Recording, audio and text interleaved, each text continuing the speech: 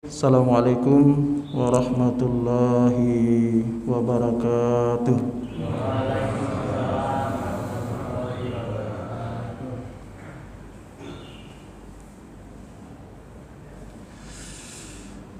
Alhamdulillah,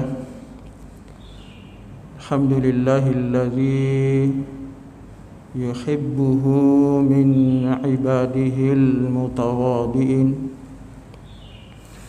wa yakrahu min khalqihil mutakabbirin.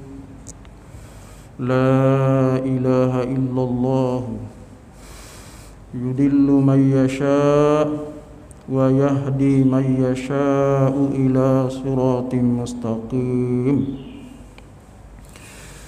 Asyhadu an la ilaha illallah wahdahu la syarika lah, al-kabirul muta'al. Wa ashhadu anna sayyidana Muhammadar Rasulullah sallallahu alaihi wasallam mazharut tawadu'i wa manba'ul kamal. Allahumma salli wa sallim ala sayyidina wa habibina wa syafi'ina wa maulana Muhammadin wa ala alihi wa sahbihi wa man tabi'ahum bi ihsanin ila yaumil qiyamah. Amma ba'du.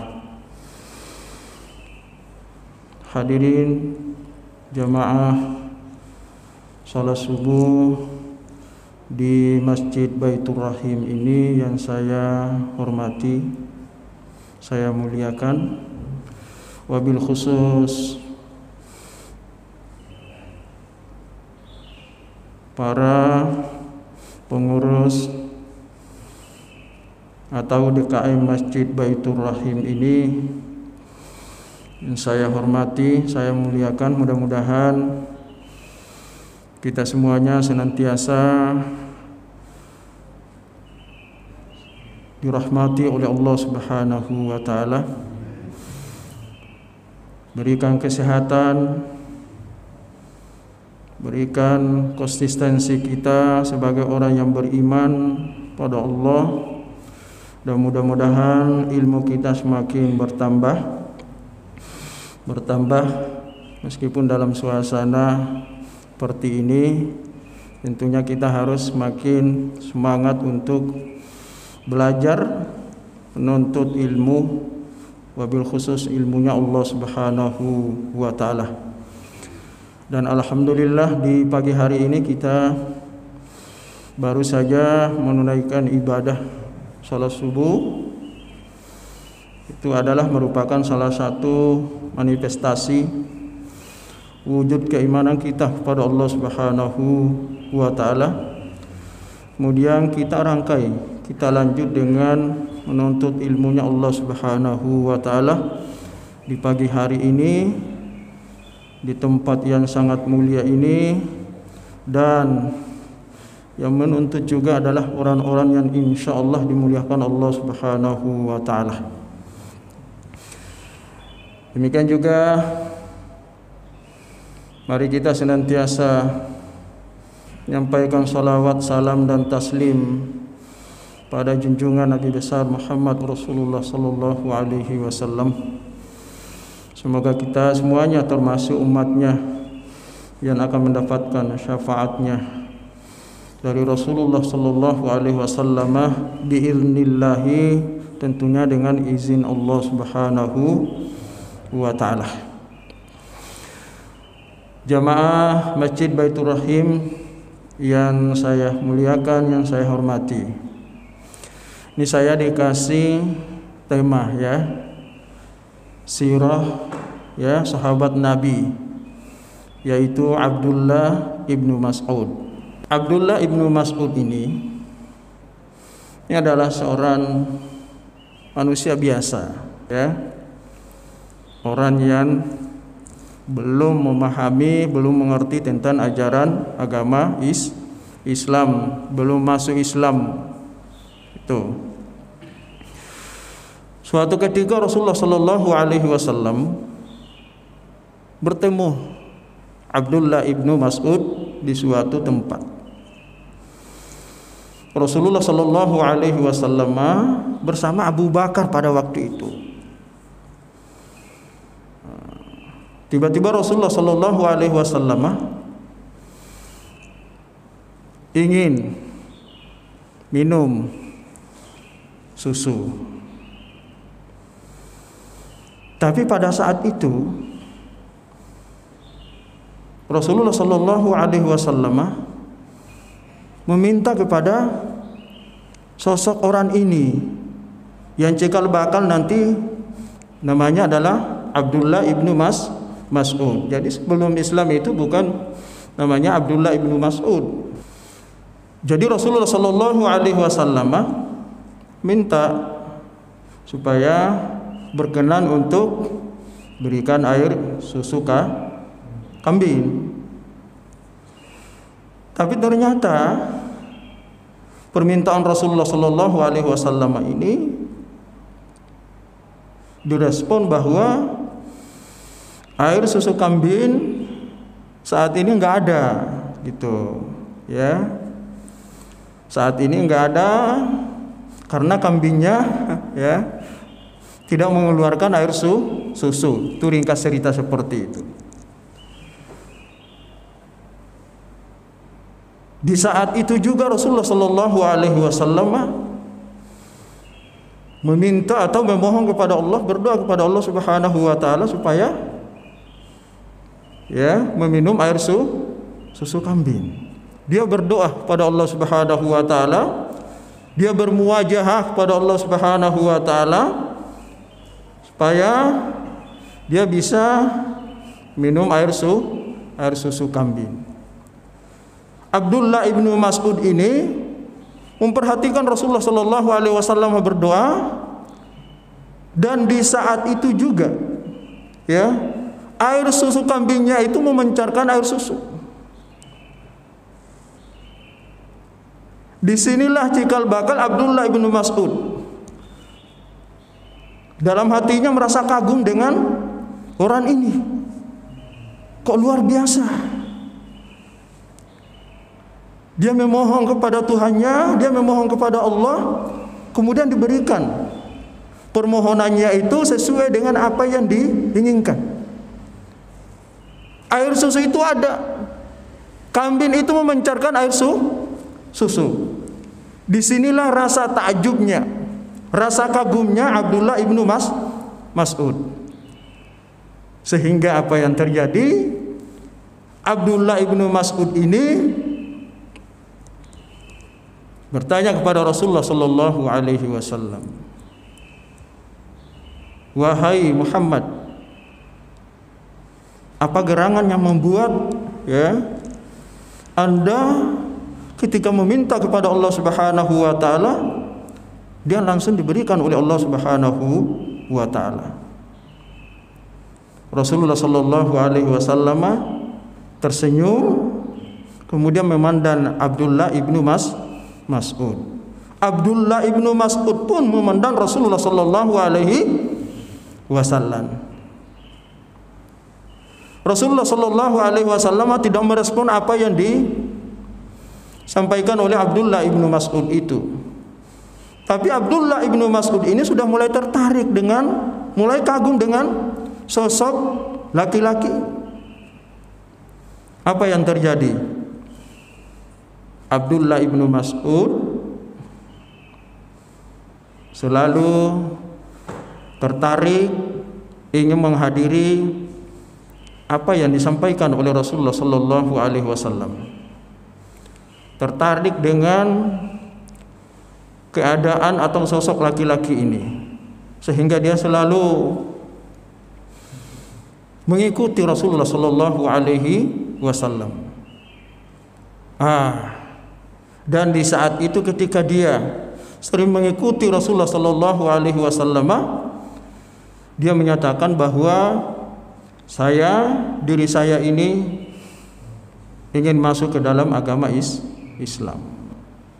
Disebut dengan as-sabiqunal awwalun. Ini adalah orang-orang yang pertama kali, ya, Orang-orang yang pertama kali menerima ajaran Rasulullah sallallahu alaihi wasallam, Abdullah ibnu Mas'ud ini diajak oleh Rasulullah sallallahu alaihi wasallam untuk senantiasa menemani Rasulullah sallallahu alaihi wasallam di dalam mengikuti atau di dalam pengajiannya.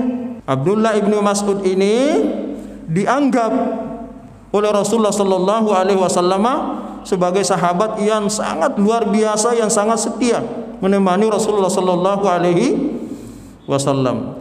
Sampai-sampai Rasulullah sallallahu alaihi wasallam meminta kepada Abdullah ibnu Mas'ud supaya tinggal di rumahnya. Abdullah ibnu Mas'ud ini banyak ilmu yang diterima dari Rasulullah sallallahu alaihi wasallam. Banyak hadis yang dihafal karena dia seringkali menemani Rasulullah sallallahu alaihi wasallam. Ada satu hadis Rasulullah sallallahu alaihi wasallam. Ini hadis adalah hadisnya hadis sahih. Ya. Hadis sahih. Ini datanya hadis ini dari Abdullah ibnu Mas'ud. An Ibni Mas'udin radhiyallahu anhu. Dari Ibnu Mas'ud radhiyallahu anhu. Qala Rasulullah sallallahu alaihi wasallam, Rasulullah sallallahu alaihi wasallam bersabda, ya. Ala ukhbirukum biman tuharramu alaihin nar. Nih.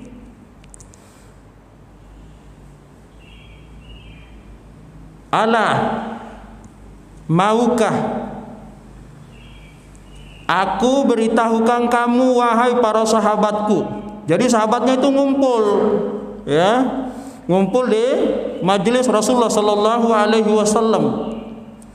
Lalu Rasulullah sallallahu alaihi wasallam mengatakan, ala ukhbirukum biman tuharramu alaihin nar. Maukah aku memberitahukan kamu orang yang akan dilepaskan, orang yang akan diselamatkan, orang yang akan dijauhkan, atau secara harfiahnya adalah orang yang akan diharamkan masuk ke dalam api neraka Allah Subhanahu wa taala. Ala ukhbirukum biman tuharramu alaihin nar. Rasulullah sallallahu alaihi wasallam menyampaikan hadis ini di hadapan para sahabat. Para sahabat di hadapannya itu adalah Abu Bakar, Umar, Utsman, ya, Ali radhiyallahu anhum. Demikian juga dengan beberapa sahabat Nabi yang tidak disebutkan satu persatu namanya. Biman tuharramu alaihin nar, diharamkan masuk ke dalam api neraka Allah Subhanahu wa taala. Kita semuanya ingin diharamkan masuk ke dalam api neraka ya Pak ya, Bu ya. Gitu. Bebaskan dulu diri kita ini dari api neraka, insya Allah masuk surga. Gitu. Cara membebaskannya itu Rasulullah sallallahu alaihi wasallam memberikan tips, ya, syarat. Qal Rasulullah sallallahu alaihi wasallam bersabda lagi, yang pertama, jika kita ingin diharamkan masuk ke dalam api neraka Allah Subhanahu wa taala, dijauhkan dari api neraka Allah Subhanahu wa taala, ala kulli hayyin, setiap diri kita, setiap pribadi kita itu harus memiliki sifat keramatamahan. Itu bukan hanya kepada sesama manusia, bukan hanya kepada umat Islam saja, bukan hanya kepada umat Nabi Muhammad Rasulullah sallallahu alaihi wasallam saja, tapi pada siapapun, termasuk juga makhluk yang lain, termasuk juga binatang. Rasulullah sallallahu alaihi wasallam diutus, ya, inni lam ub'as la'ana. Kata Rasulullah, sesungguhnya aku diutus oleh Allah Subhanahu wa taala. Inni lam ub'as la'ana. Sesungguhnya Rasulullah sallallahu alaihi wasallam diutus oleh Allah Subhanahu wa taala bukan untuk melaknat, bukan untuk memaki-maki, bukan untuk mencaci maki, bukan untuk mengeluarkan kata-kata yang tidak baik. Innama bu'istu rahmah. Sesungguhnya aku diutus untuk menyampaikan rahmat, kasih sayang kepada siapapun. Oleh karena itu, Rasulullah sallallahu alaihi wasallam dengan sangat entengnya menghadapi orang-orang kafir Quraisy itu yang kasar. Ya, yang sering mengajak Rasulullah, yang sering menghina Rasulullah sallallahu alaihi wasallam, orang-orang kafir Quraisy itu, Rasulullah sallallahu alaihi wasallam ketika diperlakukan seperti itu, Rasulullah hanya senyum saja, diam saja. Kenapa? Karena Rasulullah sadar betul, tahu betul bahwa saya diutus oleh Allah Subhanahu wa taala adalah bukan untuk mencaci maki, membalas caciannya, bukan untuk membalas hinaan, bukan untuk membalas makiannya, tetapi saya diutus oleh Allah Subhanahu wa taala untuk rahmah, kasih sayang. Itu yang pertama, kita harus menumbuhkan di dalam diri kita ya rasa hayyin, ya, rasa lemah lembut. Rasa lemah lembut itu ada karena ada rasa kasih sayang. Yang kedua, tips, ya, syarat yang disampaikan oleh Rasulullah sallallahu alaihi wasallam kepada para sahabatnya, kepada umatnya Nabi Muhammad Rasulullah sallallahu alaihi wasallam, agar kita termasuk orang yang diharamkan masuk ke dalam api neraka Allah Subhanahu wa taala adalah layyin. Ya, layyin. Tutur kata kita itu harus baik. Ya. Baik, benar adanya. Ya, layyin. Harus benar adanya. Ya. Ya, lemah lembut tapi enggak benar. Nah, itu juga kurang baik. Jadi lemah lembut, kemudian apa yang kita sampaikan itu benar adanya, sesuai dengan fakta, enggak mengada-ngada. Jadi Rasulullah sallallahu alaihi wasallam ya menyampaikan kata-kata, menyampaikan dakwah kepada orang-orang kafir Quraisy ini dengan penuh dengan layyin, kebenaran. Ya, sampaikan dengan penuh kebenaran. Jangan kepalsuan yang kita sampaikan, membuat masyarakat itu akan makin kacau. Itu yang kedua. Ya, yang ketiga, qaribin minan nar. Kita harus berbaur dengan sesama manusia. Ingat bahwa status kita ini adalah makhluk sosial kan? Makhluk sosial kan? Bukan makhluk individualis. Ya, bukan makhluk individual, hanya mementingkan dirinya saja sendiri, ya kan gitu.